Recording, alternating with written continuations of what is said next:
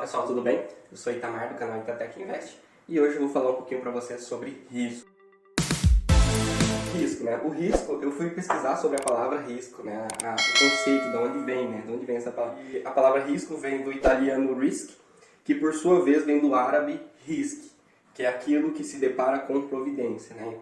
O termo ele faz referência à proximidade ou a possibilidade de um dano que possa acontecer, né? Então, dano ou perigo, né? Então ele traz essas conotações aí, similaridades, vem dessas duas formações, né? E o risco, ele é sempre o que pode acontecer, né? Ele está sempre visualizando o futuro sobre algo que vai acontecer, né? Então, é uma possibilidade de futuro. E junto com o risco vem as probabilidades e impacto disso acontecer, né? E aí entra a análise estatística aqui nesse meio e o impacto que isso pode acontecer de fato, né? Isso também é um conceito importante na tratativa do risco para nós desmistificarmos essa palavra, vamos dizer assim. E esse evento, ele se trata de uma condição de incerteza, né? Que se ocorreu, causará um impacto muito grande em determinada empresa, em determinada situação, em determinado projeto, né? E junto com o risco ele traz dois pontos extremamente importantes, as ameaças e as oportunidades. Ameaça, disso acontecer de fato, né? Aquilo que está prevendo ali, oportunidade, sair na frente. Então o risco ele também contém, né,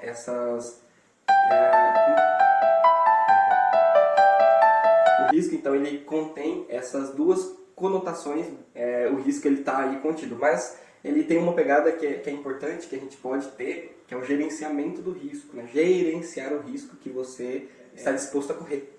Isso é importante, né? Então o perfil do investidor, por exemplo, ele conecta com essas situações do risco.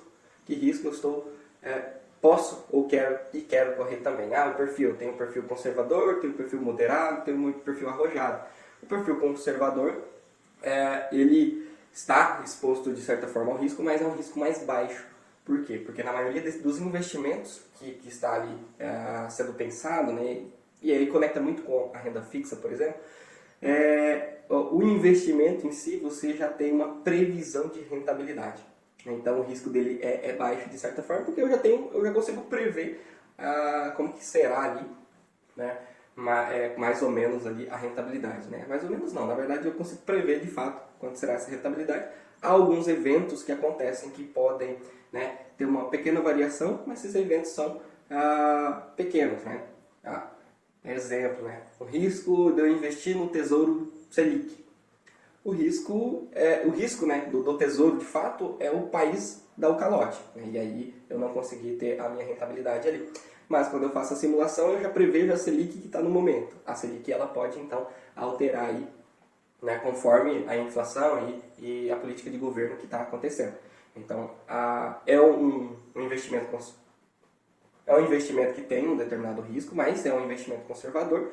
E a gente sabe que, por mais que evidenciamos, né, os riscos, é do país dar o calote, mas a gente sabe que isso não pode acontecer, mas dificilmente vai acontecer nesse momento, até porque senão há outras situações, impactos aí que irão causar aí no país, por exemplo. Um outro exemplo, a poupança. Qual que é o risco da poupança? O risco da poupança, ele é mínimo, igual o do tesouro, por exemplo. Mas pode acontecer, eu fazer um investimento e a instituição que eu estou aportando minha poupança, ela quebrar. E aí eu preciso ter alguns, nesse gerenciamento de risco, saber assim, aquela instituição, naquele investimento, ele tem um FGC, Fundo Garantidor? Se tem, então eu estou resguardado, vamos dizer assim, né, até 250 mil por CPF ali. Se não tem o risco, a instituição é nova, a instituição já é consolidada, então essas informações é importante na hora de colocar o seu dinheiro em algum local. Né, passando, né, do conservador para o moderado, ele costuma, né, estar no risco conservador, em investimentos conservadores, mas também um pouco em investimentos mais arriscados, e que o risco é maior. E aí eu tenho, então, o arrojado, né, em que ele preza mais pelo risco, né? Investir em ações, por exemplo, as criptomoedas, fundos imobiliários, né? Então, o risco é maior, só que junto com o risco maior há um retorno maior, há um possível retorno maior, né? Porque pode acontecer o contrário, né? Então, ao longo do tempo, já se provou aí o investimento em ações, estoques, REITs, fundos imobiliários, que pensando a longo prazo, né, esse risco ele se dilui com o tempo. Mas pensando no curto prazo, esse risco é altíssimo, né, de ocorrer uma notícia e aquela empresa, aquela ação, ela cair, ter as suas variações, né? Por isso renda variável, né? Então ela varia ali de acordo com eventos, notícia, liberação de balanços, por exemplo. E aí, o que acontece? Ela oscila, ou ela vai para cima ou ela vai para baixo, né? E no curto prazo, às vezes a gente tem a sensação de que ela vai mais para baixo do que para cima, mas no longo prazo isso se prova o contrário. E aí nós temos no mercado alguns tipos de risco, né? A risco do mercado em si. É o risco de uma aplicação não render como esperado, né? Por quê? Porque ocorreram ali, subiu o juro do Selic, ou abaixou, ou eu investi num tesouro de inflação aí no longo prazo, e aí ele ocorre uma variação ali, né? Isso é caracterizado ali o risco de mercado.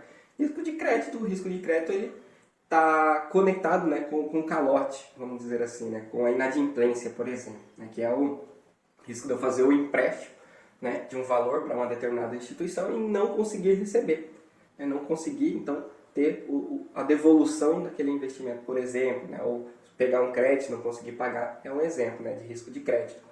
Risco de liquidez, né, de uma maneira mais simples, significa o quão rápido eu consigo, então, resgatar aquele investimento. Então, risco de liquidez. Se eu tenho uma liquidez muito longa, se eu preciso momentaneamente daquele valor, por exemplo, eu não consigo resgatar.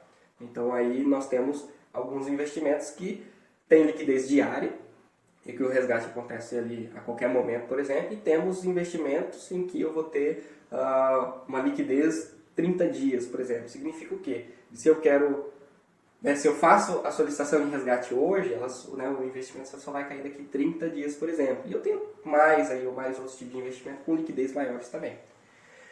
Risco operacional, né, o nome diz, né, um evento que aconteça ali que impossibilite alguma coisa, por exemplo. Eu quero fazer uma compra de uma ação e aí a bolsa tá fora, por exemplo. Né? Então o risco operacional ali da tecnologia conectada é que eu não vou conseguir fazer a compra daquilo naquele determinado momento.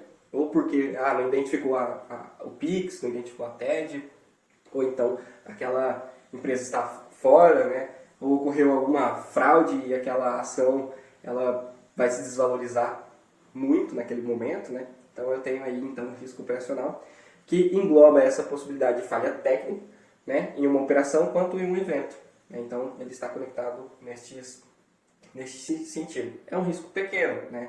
Uma vez que atualmente há forte fiscalização no mercado, além de utilizar muitas tecnologias para analisar essas operações que estão acontecendo. Né?